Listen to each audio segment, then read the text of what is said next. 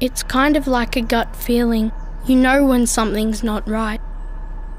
Children aren't always able to fully understand the risks that face them, but they often know when something doesn't feel right. Sometimes they're not able to communicate the problem, or they simply don't know how. By understanding what child sexual abuse is and who is most at risk, we can help protect children. Child sexual abuse is the involvement of a child in sexual activity that he or she does not fully comprehend or is unable to give informed consent to. Child sexual abuse can be between a child and an adult, or between a child and another child.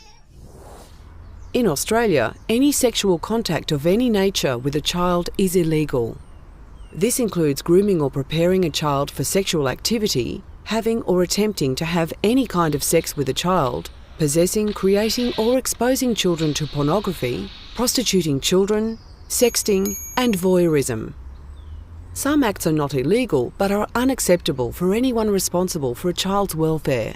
This includes sexual misconduct, such as inappropriately sharing details of your own sexual experiences with a child you support, or crossing appropriate boundaries.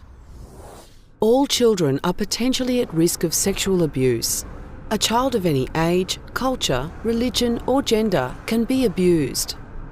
Research tells us that children most at risk are those who have already been sexually abused, children with a disability, Aboriginal and Torres Strait Islander children, and those with problem sexual behaviours.